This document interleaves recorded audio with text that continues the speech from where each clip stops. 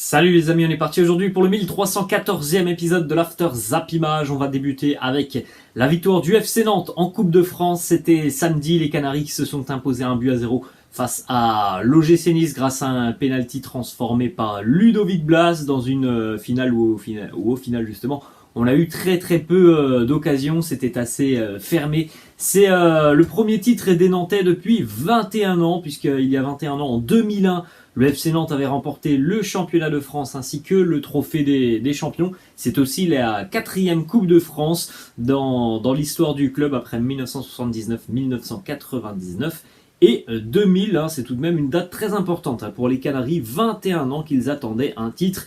Évidemment, hier, du côté de Nantes, c'était les festivités avec le groupe nantais qui a paradé à bord d'un bus à Impérial. Il y avait énormément de public pour venir célébrer et féliciter les Canaries pour cette très belle saison, que ça soit sur le plan de la Coupe de France, mais aussi en championnat. Les Nantais de Antoine Kombouaré ont été plutôt une équipe très agréable à voir jouer. Deux déclats d'ailleurs de Antoine Kombouaré. Premièrement, il nous dit: je suis en train de vivre un truc de malade. Même dans mes rêves les plus fous, je n'aurais jamais imaginé me retrouver à Nantes, entraîner ce club et gagner un trophée. Pour rappel, les amis, Antoine Kombouaré a démarré sa carrière de footballeur et de joueur du côté de Nantes, donc c'est quand même une histoire complètement folle pour lui, qui a repris le club il y a un petit peu plus d'un an, qui l'a sauvé, qui l'a maintenu en Ligue 1. Un an plus tard, ils font un exercice en championnat très bon, et puis cette épopée en Coupe de France qui est magnifique aussi pour les Canaries. Une déclat d'Antoine Kombouaré sur Ludovic Blas, c'est tout de même l'un des grands artisans déjà du maintien l'année dernière, de la belle saison aussi cette année avec Randal Kolo Muani par exemple. Kombouaré qui nous dit: lors du premier match à Sochaux en Coupe de France cette année, bon, c'était il y a quelques mois, je lui ai donné le brassard, il m'a tout de suite dit: coach, c'est une grande fierté, je vais nous amener au Stade de France et je vais soulever la Coupe de France. Et j'étais prisonnier de ses paroles. Voilà les mots d'Antoine Kombouaré. Et Ludovic Blas a réussi son pari incroyable d'emmener Nantes au Stade de France et de soulever cette Coupe de France. Regardez les stats, en tout cas quelques stats de Ludovic Blas cette saison. Le meilleur buteur nantais, toute compétition confondue, avec 14 réalisations. Et c'est aussi le co-meilleur buteur en Coupe de France parmi les joueurs de Ligue 1 avec 5 buts inscrits par le numéro 10 nantais. Petite information, donc le trophée des champions opposera le Paris Saint-Germain au FC Nantes. Ça se jouera le 31 juillet prochain à Tel Aviv en Israël. On va continuer les amis avec des informations maintenant du côté de la Ligue 1. Hier, l'Olympique de Marseille a relevé la tête après l'échec en Coupe d'Europe face au Feyenoord de Rotterdam. Marseille s'est imposé 3-0 hier du côté du Moustoir face à Lorient. Bamba Dieng, Matteo Guendouzi et Gerson sont buteurs côté phocéen. L'OM toujours aussi impressionnant à l'extérieur. Marseille qui a gagné 39 points à l'extérieur en Ligue 1 cette saison. 12 victoires et 3 nuls pour ces 39 points pour l'Olympique de Marseille. C'est le deuxième plus haut total de son histoire sur un même exercice à l'extérieur. L'OM en 2008-2009 avait pris 42 points à l'extérieur, donc là c'est 39, c'est quand même quelque chose d'exceptionnel. Ils sont beaucoup plus à l'aise les phocéens à l'extérieur qu'au Vélodrome. La joie de Matteo Guendouzi hier, buteur face à son club formateur. Alors souvent on dit que voilà, les joueurs ne célèbrent pas face à leur ancienne équipe et peut-être encore moins face à leur club formateur. Bon, hier ça n'a absolument pas gêné Matteo Guendouzi qui lui a célébré comme s'il avait marqué contre n'importe quelle autre équipe. Il a marqué hier, c'était évidemment un but important pour les phocéens, mais oui c'est vrai que Matteo Guendouzi a été formé à Lorient. Les stats de la saison de Guendouzi, je pense que l'on peut dire qu'il fait partie des meilleurs recrues à avoir rejoint l'Olympique de Marseille l'été dernier, avec peut-être aussi Gerson, Cengiz Under, mais en tout cas je pense qu'on peut tout de même mettre Guendouzi dans l'une des grosses satisfactions de la saison marseillaise. 5 buts et 14 passes D pour Matteo Guendouzi. Regardez aussi cette hécatombe de blessures côté phocéen. Alors ça avait commencé déjà depuis quelques jours. Du côté de Marseille, on dénombre actuellement notamment 7 blessures. Bakambu, Kaletachar, Payet, Milik, Harit, Dieng et Gerson. On a tout de même que des joueurs, ou quasiment que des joueurs, qui sont des titulaires ou des joueurs qui participent grandement au succès de l'Olympique de Marseille. Donc voilà, pour les Phocéens, il va falloir composer peut-être avec une équipe un petit peu remaniée sur les 2 dernières journées de Ligue 1. En tout cas, Roré Sampaoli a annoncé hier qu'il espérait 2 retours pour le match face au Stade Rennais. La réponse de Sampaoli, c'est plutôt les retours de Milik et de Harit. Il y a quand même beaucoup de pépins physiques côté olympien. On enchaîne les amis avec le résultat de ce match entre le FC Metz et l'Olympique lyonnais. Victoire pour les Grenats, 3-2 face à Lyon. Quand on parlait encore il y a quelques jours de cette équipe lyonnaise terriblement inconstante, eh bien une nouvelle preuve hier. On rappelle l'OL qui s'était imposé il y a 6 jours du côté de Marseille au Vélodrome 3-0 et qui est battu hier 3-2 du côté de Metz. Quelle saison terrible pour l'Olympique lyonnais. Vincent Pajot, Didier Lamkelze, doublé de Dembélé côté lyonnais, et Farid Boulaya qui vient marquer d'un but somptueux, un missile de Boulaya à la 90e minute. Lyon est assuré de finir hors du top 4 de la Ligue 1 pour la 2e fois sur les 3 dernières saisons, alors que ce n'était arrivé qu'une seule fois lors des 21 précédentes éditions. Ils avaient terminé 5e en 2013-2014. Voilà, Lyon qui depuis quelques années stagne, voire même on peut le dire, régresse. On a cette déclaration de Peter Bosz, l'entraîneur de l'OL, qui nous dit « Tu ne peux pas gagner 3-0 à Marseille de manière méritée et ne pas gagner aujourd'hui. Il n'y a pas d'excuse aujourd'hui, absolument pas, aucune excuse. La saison est-elle déjà un échec ? Oui, pour moi, oui, c'est un échec. Et je pense que pour tout le monde, cette saison de l'Olympique Lyonnais est un terrible échec. Une petite information mercato du côté de l'OL qui discute actuellement avec Breel Mbolo, l'attaquant de la sélection suisse, l'attaquant aussi du Borussia Mönchengladbach qui évolue depuis quelques années du côté de la Bundesliga. Des discussions ont été entamées. On continue du côté du Parc des Princes, le Paris Saint-Germain, déjà champion, qui accueillait une équipe troyenne qui espérait prendre peut-être un petit point dans sa course au maintien. Et bien c'est chose faite par les Troyens, très valeureux hier du côté du Parc des Princes. Et pourtant, l'Estac a été mené 2-0 dans cette rencontre. Marquinhos et Neymar ont ouvert le score côté parisien. Ugbo et la Panenka de Florian Tardieu, qui a rendu un petit peu fou d'ailleurs Keylor Navas. Un bon point pour l'Estac dans la course au maintien. Encore une prestation sans envie du Paris Saint-Germain. Petite stat, le PSG ne s'est pas imposé après avoir mené d'au moins 2 buts à domicile en Ligue 1 pour la première fois depuis le 14 février 2015 contre Caen. C'est tout de même rare quand Paris mène 2-0 dans un match de Ligue 1 en général. Ça veut dire victoire pour le PSG. Eh bien hier, non, ça n'a pas été une victoire alors que le Paris Saint-Germain a mené 2-0 dans cette rencontre. Quelques stats, Neymar décisif hier pour la 20e fois cette saison avec le Paris Saint-Germain. 12 buts et 8 passes D pour le Ney. Une nouvelle fois, Lionel Messi hier a touché les montants. Depuis que Opta analyse les statistiques de la compétition, aucun autre joueur n'a touché plus les montants que Lionel Messi. Il en est déjà à 10 montants touchés pour Léo Messi cette saison. Un petit peu malchanceux parfois tout de même, Léo Messi. On enchaîne avec les déclarations autour de cette rencontre. On a notamment Marco Verratti qui nous dit il y a un peu de frustration. Il faut prendre du plaisir et pour en prendre, il faut gagner. Quand tu es libre dans la tête, tu prends encore plus de plaisir. On sent sur le terrain qu'on est un peu énervé. Voilà les mots tout de même de Marco Verratti. C'est dingue du côté du Paris Saint-Germain. Même après ce titre de champion, on n'arrive toujours pas à prendre du plaisir sur les terrains et on n'arrive pas à en donner non plus aux supporters parce que voilà, une nouvelle fois hier, on a vu une équipe tout de même assez apathique et sans trop d'envie et ni de motivation. Ismaël Garbi, le jeune Parisien qui a fêté sa première apparition en carrière ce dimanche, il est entré en toute fin de rencontre à la 89e, il a remplacé Di Maria. L'une des déclarations d'Ismaël Garbi qui nous dit « Jamais je n'ai rêvé de ça, remplacer Di Maria ». Et rentrer en attaque avec Messi, Neymar et Kylian Mbappé. Mauricio Pochettino d'ailleurs, qui il y a quelques semaines avait annoncé vouloir donner beaucoup plus de temps de jeu aux jeunes sur la fin de saison. Force est de constater que voilà, c'est un mensonge de la part de Pochettino. Il nous dit les jeunes, eh bien, ils doivent mériter leur temps de jeu. Le fait qu'ils s'entraînent avec nous, c'est déjà un premier pas. Ce qui est le plus important, c'est la composition de l'effectif à l'avenir pour gagner des minutes. Voilà, franchement, j'ai quand même du mal à croire que Pochettino soit encore sur le banc de touche du Paris Saint-Germain l'année prochaine. Son équipe n'a pas de style. Voilà, il nous dit vouloir donner du temps aux jeunes. Il n'y en a quasiment pas. On a des jeunes qui pourraient bénéficier de temps de jeu tout de même sur cette fin d'année. Ils ne sont pas récompensés. Donc franchement, c'est des décisions parfois très très surprenantes.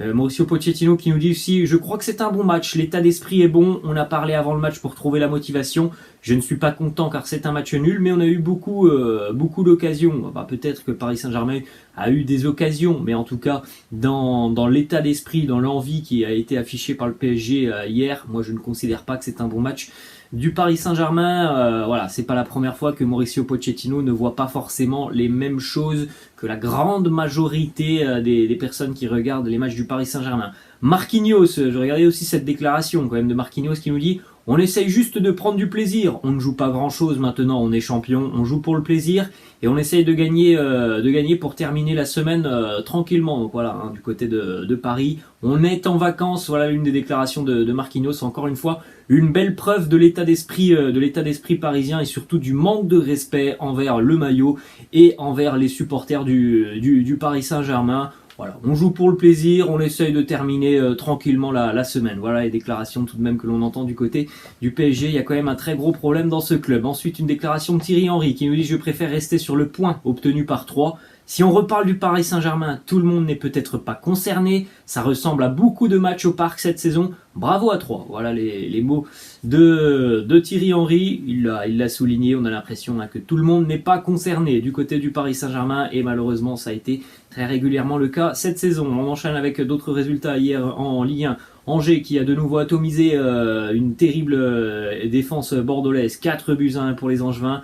Bonne opération dans la course au maintien pour le SCO. Lens a été s'imposer 2-1 en fin de rencontre du côté de Reims. Les Lensois peuvent toujours croire en une qualification en Coupe d'Europe. Et puis dans la course au maintien, la bonne opération aussi pour Clermont qui s'impose 2-1 face à Montpellier. Angers s'est imposé donc 4-1 face à Bordeaux avec un but de Mohamed Ali Chaud, un but pour Mendy, Baoken et Mathias Pereira. L'âge en fin de rencontre, Seko Mara avait marqué côté bordelais.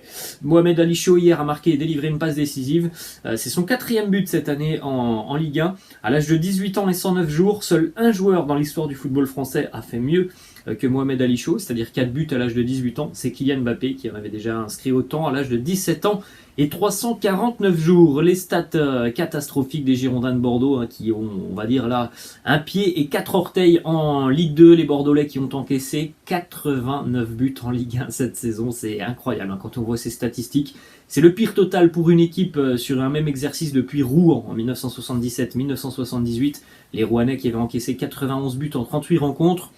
On peut penser malheureusement pour Bordeaux que le record de Rouen va être battu parce que voilà, en encaissant quasiment 2 buts, la moyenne de buts encaissés par Bordeaux c'est 2,5 par match, donc voilà, on peut penser que les Bordelais vont terminer à peut-être 92-93 buts encaissés à la fin de saison. Regardez par exemple une image hier du côté du stade Raymond Kopa, on joue depuis 4 minutes, regardez la défense bordelaise, c'est quand même assez surprenant, hein. Et les 4 buts hier, vous avez quand même une certaine passivité de cette défense girondine. On continue les amis avec le classement donc de la 36e journée de Ligue 1, la bonne opération de Marseille qui se rapproche de la Ligue des Champions, Monaco qui met la pression sur le Stade Rennais, les Bretons joueront en milieu de semaine. Pour le moment, Strasbourg et Nice sont européens, les Aiglons ont un match en retard donc ils joueront aussi en milieu de semaine. Lens est en embuscade pour l'Olympique Lyonnais, on l'a dit, ça semble être terminé. Il n'y a plus qu'un infime espoir de voir l'OL en Coupe d'Europe, mais à mon avis, l'OL ne jouera pas de Coupe d'Europe la saison prochaine. Et puis vous le remarquez en bas de tableau, Bordeaux est quasiment relégué. Metz reprend un petit peu espoir. Saint-Etienne est toujours barragiste et a un match en moins que les Verts joueront en milieu de semaine. On va à la direction l'Angleterre maintenant. Victoire hier pour Manchester City, 5-0 face à Newcastle. Raheem Sterling, auteur d'un doublé, Aymeric Laporte, Rodri et Phil Foden côté Sky Blues. Les joueurs de City d'ailleurs qui se sont échauffés hier avec un maillot spécial en hommage au titre offert par Agüero il y a presque 10 ans face au Queen's Park Rangers. Tout le monde avait le maillot floqué. Sergio Agüero. Une déclaration de Rodri après l'échec évidemment en milieu de semaine face au Real. On attendait la réaction des Citizens. Eh bien, elle est arrivée hier. Il nous dit nous avons montré notre personnalité. C'était incroyable pour nous. C'est comme ça le football, il faut se réveiller, il faut rester concentré sur la première ligue. Maintenant, nous avons 3 points d'avance, mais nous sommes toujours dans la bataille. Voilà les mots de Rodri. On regardera le classement dans quelques instants. C'est une très bonne opération pour City. Des déclarations de Pep Guardiola, déjà, qui a annoncé hier en conférence de presse que Ruben Dias, Joao Cancelo et Kyle Walker vont tous 3 être absents jusqu'à la fin de saison. Donc beaucoup de pépins physiques défensivement côté Manchester City. 2 autres déclarations de Pep Guardiola. Premièrement, voilà, il s'est exprimé par rapport au soutien populaire reçu par Liverpool. Il nous dit: tout le monde dans ce pays soutient Liverpool. Les médias, tout le monde. Bien sûr que Liverpool a une histoire incroyable dans les compétitions européennes, mais pas en première ligue, car ils en ont remporté qu'une en 30 ans. Je pense qu'il se trompe de combat tout de même là, Pep Guardiola. On va pas comparer l'histoire de Liverpool et de Manchester City. Alors oui, il veut nous parler de la première ligue, mais sans les lourds investissements et les lourds fonds financiers de Manchester City depuis une quinzaine d'années, les Sky Blues n'existeraient certainement pas non plus. Donc voilà, je pense qu'il se trompe un petit peu de combat. Évidemment que du côté de l'Angleterre, il y a beaucoup plus de soutien populaire pour Liverpool que Manchester City. Pep Guardiola qui nous dit aussi: on joue tous les 3 jours depuis 5 ans avec notre cœur, et vous avez d'anciens footballeurs qui parlent du manque de personnalité. Voilà, ce sont certaines réactions qui sont sorties après la défaite face au Real Madrid. On continue les amis du côté de Manchester United. Non qualification en Ligue des Champions pour les Red Devils. Il va y avoir certainement des réductions de salaire du côté de Manchester. L'été prochain, regardez les stats, le plus faible total de points sur une saison pour Manchester United, 58 points cette saison. Ça n'était jamais arrivé depuis 1992. Et puis une défense catastrophique aussi pour les Red Devils. 56 buts encaissés par Manchester United. Cette saison, victoire importante hier pour Arsenal, 2-1 face à Leeds. Edin Nketiah qui a inscrit un doublé en tout début de rencontre. Llorente qui a marqué pour Leeds en seconde mi-temps dans un match globalement dominé par Arsenal, qui fait un grand pas vers la qualification de Champions League, vous pouvez le constater. Les Gunners comptent 4 points d'avance maintenant sur Tottenham. Jeudi, on aura le derby nord-londonien. Tottenham recevra Arsenal. Manchester United, on l'a dit, va vraisemblablement jouer l'Europa League, mais on n'en est pas encore sûr, parce qu'il y a West Ham aussi qui est juste derrière. Et puis regardez aussi en bas de tableau, cette défaite de Leeds, pour le moment, elle envoie les Peacocks en Championship, et Everton qui s'est imposé hier du côté de Leicester a fait un grand pas vers le maintien. On continue les amis du côté de l'Espagne avec notamment la victoire hier lors du derby madrilène pour les Colchoneros de l'Atlético qui s'impose 1-0 face au Real. Un but de Yannick Ferreira Carrasco sur penalty à la 40e à la suite d'une faute de Jesus Valiero. Alors c'est une faute où il est vrai que l'attaquant est déséquilibré, et puis la faute intervient après. Donc voilà, c'était un petit peu une situation particulière. Et pour Jesus Valiero, eh bien il faudrait une règle un petit peu particulière. Il nous dit: l'arbitre m'a dit qu'il devait le siffler, on respecte les décisions, mais il faudrait différencier si c'est un piétinement qui déséquilibre le jeu ou qui est déjà déséquilibré. C'est ce qui s'est passé hier. Il marche sur le pied de l'attaquant de l'Atlético qui était déjà déséquilibré. Alors peut-être qu'il avait déjà aussi faute avant. En tout cas, voilà, pour Jesus Valiero, il faudrait faire une différence. Vous pouvez jeter un petit coup d'œil les amis au classement de la Liga. Une défaite qui n'a aucune incidence pour le Real qui est déjà champion. Le Barça a quasiment assuré sa place en Champions League, mais n'a pas encore assuré sa place en tant que deuxième. Séville est troisième, l'Atlético quatrième, et l'Atlético fait un grand pas vers la qualif, puisque le Betis a été battu ce week-end. On poursuit les amis du côté de l'Allemagne. Le Bayern Munich hier tenu en échec à domicile par Stuttgart de partout. Un but de Mavropanos contre son camp. Thomas Müller aussi qui a marqué. Thomas et Sasa Kalajic ont marqué côté VfB Stuttgart dans un match très très ouvert où le VfB Stuttgart avait un besoin vital de prendre au moins un point pour croire encore au maintien, et ça a été chose faite. Ils ont vraiment pratiqué du beau jeu hier, les joueurs de Stuttgart. Ils ont vraiment gêné cette équipe du Bayern. Le Bayern qui a soulevé hier son 10e trophée de Bundesliga consécutif. Manuel Neuer aussi qui s'est exprimé et qui a annoncé qu'il allait vraisemblablement prolonger son contrat avec le Bayern jusqu'en 2024. En tout cas, il a annoncé que les discussions avancent positivement avec les dirigeants bavarois. Statistique pour Christopher Nkunku qui n'en finit plus de marquer. Encore un doublé hier pour Nkunku. Leipzig s'est imposé face à Augsbourg assez facilement Pour Christopher Nkunku cette saison, c'est 34 buts et 20 passes décisives. Leipzig a repris sa place dans le top 4 de la Bundesliga. On continue du côté de Dortmund, une déclaration du directeur sportif du BVB, Sebastian Kehl, qui nous parle de Erling Haaland. Il nous dit: je pense que nous aurons des éclaircissements sur l'avenir de Erling Haaland la semaine prochaine. Des discussions sont en cours depuis plusieurs semaines. Voilà les mots Sebastian Kehl, donc peut-être une semaine décisive pour l'avenir de Haaland, même si voilà, les informations n'ont pas beaucoup bougé depuis quelques semaines. C'est toujours Manchester City qui est en tête dans ce dossier. Le Bayern Munich hier, par l'intermédiaire de son directeur sportif Hassan Salihamidzic, a annoncé que Haaland ne viendrait pas. Nous ne serons pas le prochain club d'Erling Haaland, c'est sûr. Voilà les mots d'Hassan Salihamidzic.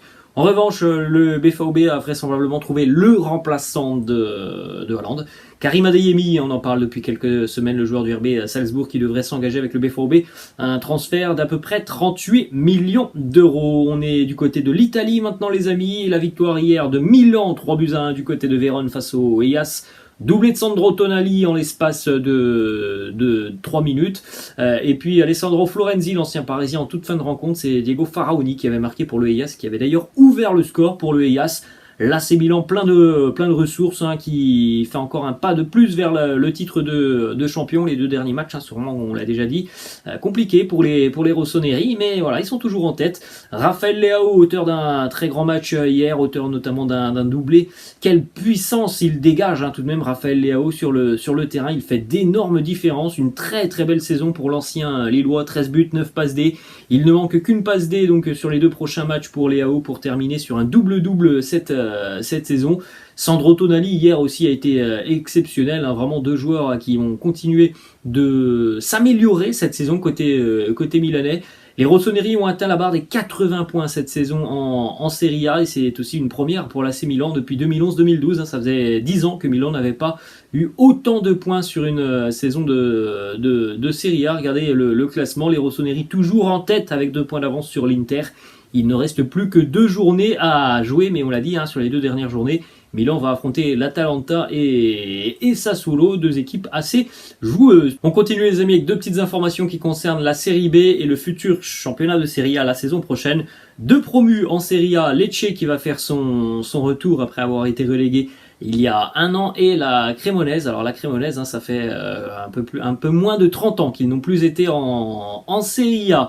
On continue du côté cette fois-ci de l'Italie, le titre de champion pour le FC Porto qui s'est imposé ce week-end du côté de l'Estadio della Luz face au Benfica, 1-0. 100e victoire aussi pour les Dragões lors du Classico qui se jouait pour la 250e fois de son histoire. Porto champion du Portugal au terme d'une saison aboutie, 33 matchs, 28 victoires, 4 nuls, 1 défaite, 88 points, 84 buts inscrits, 22 buts encaissés. C'était du grand FC Porto. Et on va terminer cet épisode les amis avec cette information qui concerne l'équipe entraînée par Joey Barton, ancien joueur notamment de l'Olympique de Marseille et ancien bad boy, on va l'appeler comme ça, du football anglais. Joey Barton qui entraîne du côté de la Division 4 en Angleterre, les Bristol Rovers, et ce week-end ils ont été promus en Division 3, en League 1 anglaise. Il fallait absolument que Bristol s'impose sur la dernière journée et s'impose surtout par au moins 7 buts d'écart, et c'est ce qui s'est passé. Victoire des Bristol Rovers 7-0 face à Scunthorpe. Alors voilà, Scunthorpe était déjà relégué, était bon dernier du championnat, avait pris 90 buts. Donc voilà, ça a été une victoire pour Bristol sur le score de 7-0 et donc la promotion automatique en Division 3 pour les hommes de Joey Barton. Voilà les amis, la fin de cet After Zappima. J'espère que ça vous a plu. N'hésitez pas comme d'habitude à lâcher un petit pouce bleu, n'hésitez pas non plus à vous abonner à la chaîne. Je vous laisse et je vous dis à la prochaine. Ciao.